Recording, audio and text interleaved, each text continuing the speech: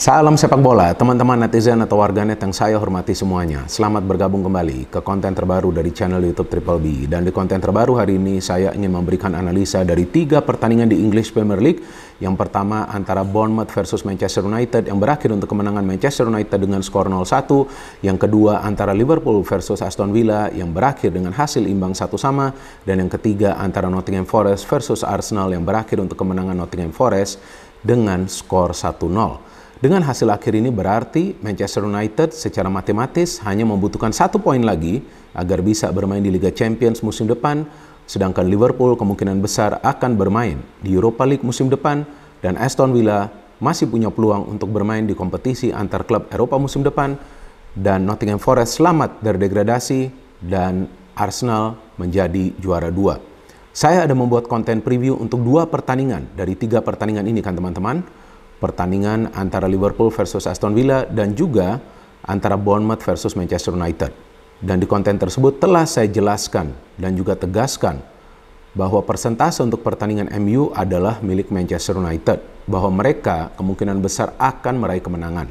Dan saya memberikan persentase 40% bagi Bournemouth dan 60% bagi Manchester United. Tapi sayangnya MU hanya menang dengan skor 0-1. Ya memang sih yang MU butuhkan hanya 3 poin kan, bukan 3 gol.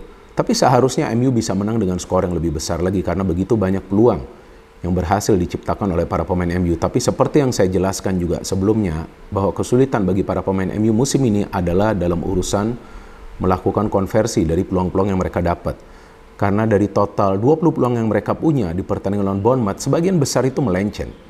Dan kemudian untuk pertandingan Liverpool versus Aston Villa, saya jelaskan dan juga tegaskan bahwa persentasenya adalah 50-50. Artinya, kedua tim ini punya peluang yang sama untuk meraih kemenangan. Dan tentunya jika mereka tidak bisa meraih kemenangan, artinya pertandingan akan berakhir dengan hasil imbang. Dan ternyata itu yang terjadi. Dan sesuai juga dengan analisa saya bahwa kemungkinan Aston Villa ini akan bermain bertahan mengandalkan counter. Dan Liverpool akan bermain all out. Dan sebetulnya nggak ada salahnya dari permainan Liverpool. Mereka bermain baik. Tapi mereka juga kesulitan untuk menciptakan banyak peluang di pertandingan ini karena rapatnya pertahanan dari Aston Villa. Dan memang saya tidak memberikan preview dari pertandingan Arsenal karena saya sudah yakin bahwa Arsenal hanya akan menjadi juara 2. Nggak akan bisa mereka mengejar Manchester City lagi. Karena melihat performa mereka kan, yang sebelumnya atau lawan Brighton yang mereka dibantai di kandang sendiri dengan skor 0-3. Tapi di luar dugaan saya ternyata Arsenal kalah. Makanya itu kalau saya ngelihatnya nih sepertinya para pemain Arsenal udah gak ada niat lagi nih untuk meraih kemenangan di English Premier League. Mainnya kacau balau bener-bener nih. Ini kalau istilah kerennya nih dikatakan nih Arsenal nih kayaknya main sabun nih. Iya, mainnya aneh banget. Nggak ada passing-passing yang seperti biasanya akurat. Jumlah peluangnya juga sedikit, apalagi peluang yang berbahaya. Dan saya nggak ngerti kenapa Arteta melakukan perubahan dalam formasi di saat sebetulnya Arsenal membutuhkan kemenangan. Iya dong, kalau mereka menang kan mereka masih memberikan pressure kepada Manchester City. Walaupun faktanya kemungkinan besar City yang akan menjadi juara. Tapi kan ya kasih dong pressure sampai the final moments. Iya dong, jangan cuma langsung lepas begitu aja. Ya justru Nottingham Forest, lihatlah para pemainnya bermain dengan semangat tinggi kan. Dan akhirnya mereka bisa meraih kemenangan dan selamat dari degradasi. Ya, pertama-tama saya ingin memberikan analisa dari pertandingan antara Bournemouth versus Manchester United yang memang adalah pertandingan yang penting bagi Manchester United karena mereka perlu mendapatkan 3 poin agar bisa menjauh dari Liverpool dari segi selisih poin. Dan itu yang mereka lakukan. Dari jalannya pertandingan memang terlihatlah para pemain MU mendominasi jalannya pertandingan. Dan menurut saya ada baiknya juga Erik ten Hag tidak melakukan perubahan di lineup. Karena ini adalah lineup yang sama yang mengalahkan Wolves dengan skor 2-0. Jadi chemistry di antara para pemain tetap terjaga. Cuman saya masih melihat nih ada masalah bagi MU di depan nih. Karena Martial ya, namanya Martial. Nah dia ini kan nggak bisa memberikan kontribusi apapun. Jadi tampak jelas lah, tanpa adanya Rashford, MU itu sebetulnya sulit untuk mencetak gol. Memang kemudian Martial ditarik keluar, Weghorst masuk. Weghorst punya 1 peluang, tapi selain itu dia tidak bisa berbuat banyak.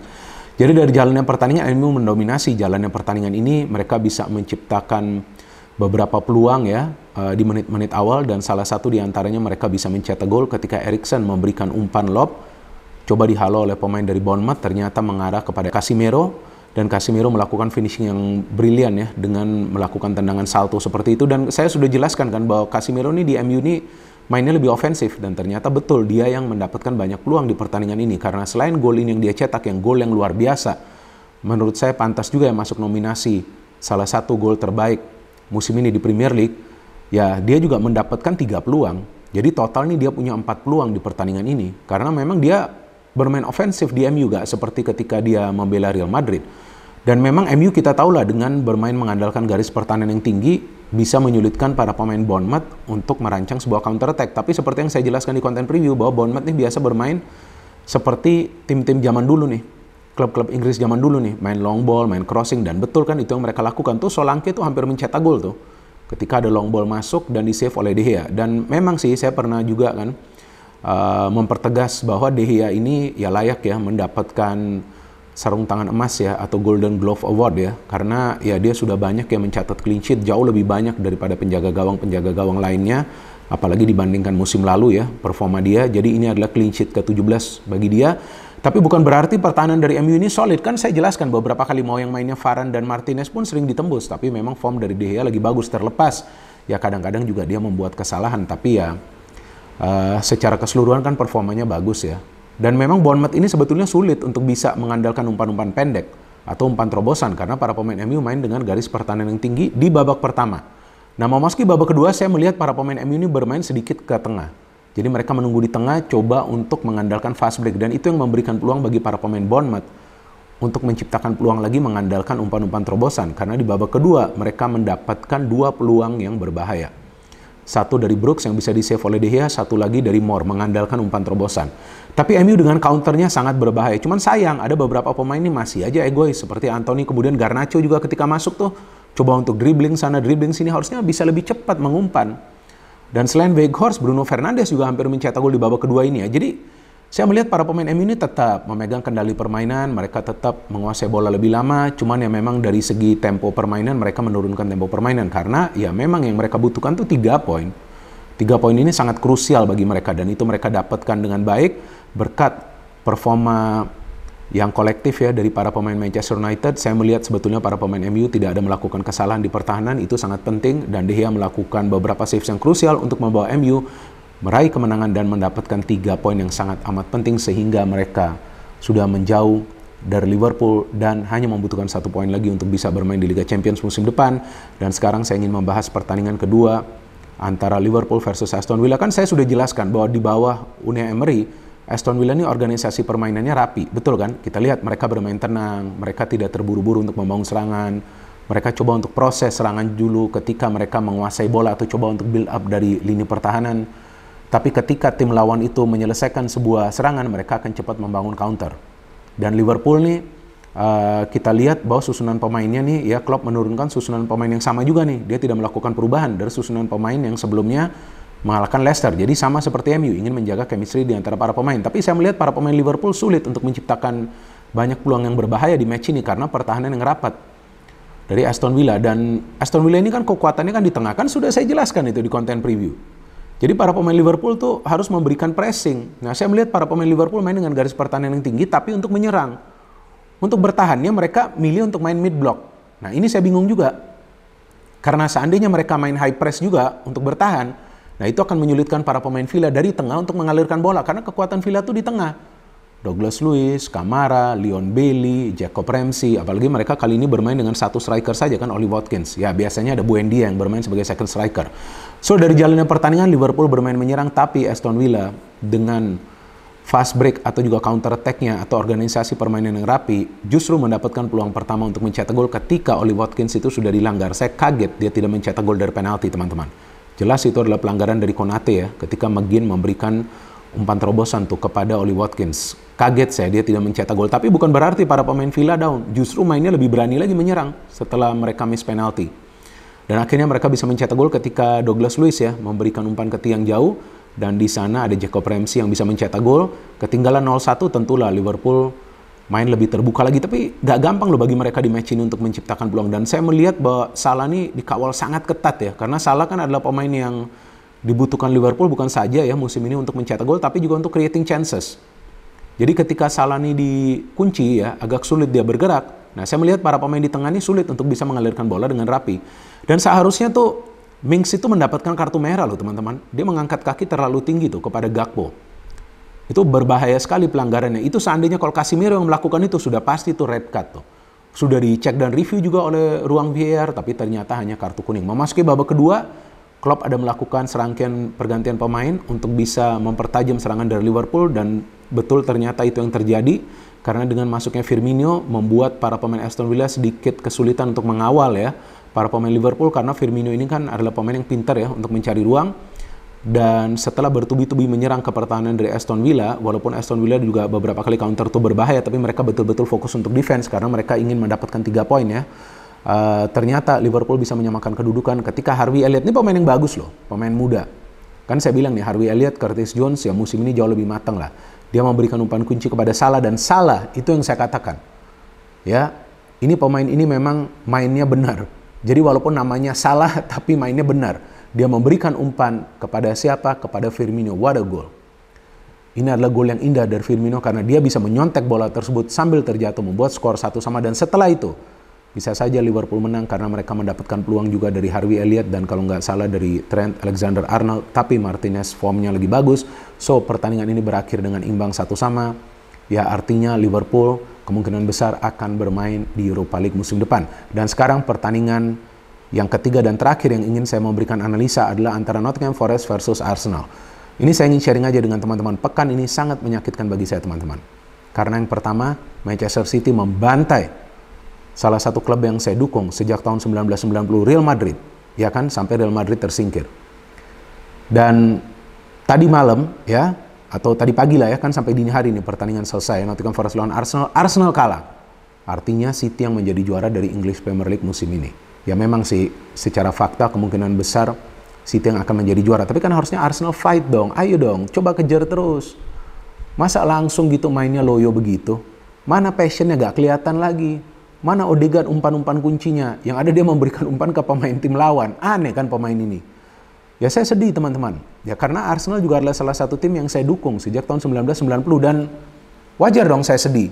Saya gak salah dong kalau saya sedih kan. Karena tentu saya berharap Arsenal bisa menjadi juara. Ya ternyata musim ini Arsenal menyelesaikan musim ini tanpa mendapatkan 1 gelar pun. Ya oke lah, memang target mereka adalah untuk menjadi juara, untuk menyelesaikan musim ini dengan berada di zona 4 besar agar bisa bermain di Liga Champions. Tapi kan peluangnya ada sebetulnya. Di Europa League juga sebetulnya ada, tapi kalah adu penalti ketika Arteta melakukan banyak perubahan di line up, padahal second leg itu sangat penting bagi mereka untuk meraih kemenangan lawan Sporting Lisbon. Dan di pertandingan kemarin juga kita melihat ya, kemarin malam kan kick-off-nya kan kemarin malam. Saya siaran tuh di SCTV dan saya jelaskan tuh sebelum siaran, kayaknya Arsenal gak akan lepas ini pertandingan. Walaupun kemungkinan besar mereka akan sulit mengejar City. Tapi ternyata kalau saya lihat gak ada niat dari para pemain Arsenal untuk menang di pertandingan ini. Tampak jelas fighting-nya kurang, fighting spirit-nya kurang. Para pemain Forest lihat mainnya menggebu-gebu. Padahal Forest nih salah satu dari 5 tim yang paling banyak kemasukan gol loh. Sebelum pertandingan ini, dalam 15 pertandingan terakhir mereka gak pernah mencatat clean sheet loh Forest. Dan penjaga gawang mereka, Keylor Navas, mantan pemain dari Real Madrid dan juga Paris Saint-Germain, itu hanya mencatatkan 1 clean sheet dari 16 penampilan dia. Ternyata dia bisa clean sheet lagi. Dan memang Arsenal menguasai jalannya pertandingan. Bahkan ketika di halftime, ketika saya ditanya, ini Arsenal sudah menguasai nih jalannya pertandingan. Ball possession ini sampai 80%. Ya tapi buat apa ball possession sebesar itu persentasenya tapi gak bisa menciptakan banyak peluang yang berbahaya, percuma saja. Dan kedua yang saya ngelihat di sini ada kesalahan dari Arteta yang melakukan eksperimen dengan memakai skema 3 center back. Ya kenapa sekarang baru dipakai skema 3 center back ini di musim ini? Kenapa gak sebelumnya ketika ada jarak dengan Manchester City dari segi selisih poin? Ya artinya dari Arteta juga ya udahlah coba saya eksperimen aja. Ya kalah atau menang ya nanti kita lihat. Nah, jadi saya bingung juga nih dengan Arteta. Udah itu main dengan skema 3 center back kan, 3-4-3. Nah, wingback ini siapa? Kalau saya ngelihat secara teori atau di atas kertas, yang saya ngelihat wingbacknya sepertinya Jorginho dan juga Granit Xhaka. Apa gak salah Jorginho dan Granit Xhaka itu ditaruh di 2 posisi wingback? Kan gak mungkin juga. Jadi saya agak bingung nih dengan Arteta. Tampaknya dia juga sudah mulai kehilangan ide. Dan secara permainan, yes, Arsenal mendominasi total jalanan pertandingan. Mereka mendapatkan peluang pertama kan dari Gabriel Jesus. Tapi mereka sulit untuk menciptakan peluang karena disiplinnya para pemain Forest bertahan. Mereka bertahan sampai ke dalam. Dan memang itu yang menyulitkan Arsenal biasa kan kalau tim lawan itu pakai strategi parkir base yang saya jelaskan juga ketika siaran. Justru saya menduga Forest karena ingin selamat dari degradasi akan bermain all out. Itu bagus bagi Arsenal. Ternyata mereka bertahan. Jadi pelatih mereka Steve Cooper nih pintar juga. Walaupun timnya membutuhkan kemenangan, tapi dia paham bertahan aja dulu, main counter. Dan ketika Odegaard itu salah passing, bola diambil oleh Gibbs ya, kalau nggak salah itu. Nah itu kan lihat, di tengah gak ada orang lagi, gak ada pemain lagi. Nah Gibbs itu langsung bisa berhadapan dengan pertahanan dari Arsenal. Dan dia memberikan umpan yang terukur kepada Awoniyi. Yang ketika mendapatkan umpan itu, langsung melakukan shooting dan bisa menjebol gawang dari Ramsdale. Dan itulah satu-satunya peluang yang berbahaya dari Forest di babak pertama. Kemudian Jesus mendapatkan peluang, Odegaard mendapatkan peluang, tapi mereka gak bisa mencetak gol. Hanya Jesus punya tuh yang on targetnya 2. Di babak kedua, nah Arteta ada melakukan serangkaian perubahan pemain, tapi gak signifikan juga perubahannya ke permainan Arsenal. Oke lah mereka mendapatkan peluang, tapi gak begitu berbahaya juga. Jorginho mendapatkan peluang, Odegaard, Saka juga mendapatkan peluang, dan banyak yang melenceng peluang dari para pemain Arsenal. Dan Forest dari counternya terus berbahaya. Dan saya melihat para pemain Forest ini gak banyak melakukan pelanggaran loh. Pintar juga cara mereka bertahan. So layaklah Arsenal kalah, dan menurut saya ya layak Manchester City menjadi juara. Arsenal gak layak menjadi juara. Gak ada mental para pemainnya. Dan juga pelatihnya sendiri tampaknya kehilangan ide. Jadi itu saja teman-teman analisa yang bisa saya berikan. Ya hari ini ada lagi pertandingan ya antara Manchester City versus Chelsea. Ya tentu saya akan nonton pertandingan ini. Dan sudah pasti saya akan memberikan analisa dari pertandingan ini tentunya besok. Dan ya Manchester City bisa dikatakan sekarang adalah rajanya dari Inggris karena dalam 3 musim terakhir mereka selalu menjadi juara dari English Premier League. Dan ya selamat bagi kalian yang merupakan fans dari Manchester City karena tim kalian memang telah mendominasi Liga Inggris dan kembali menjadi juara dari Liga Inggris musim ini dan kemungkinan juga bisa mendapatkan treble. No hate, no politics, only football. Salam sepak bola.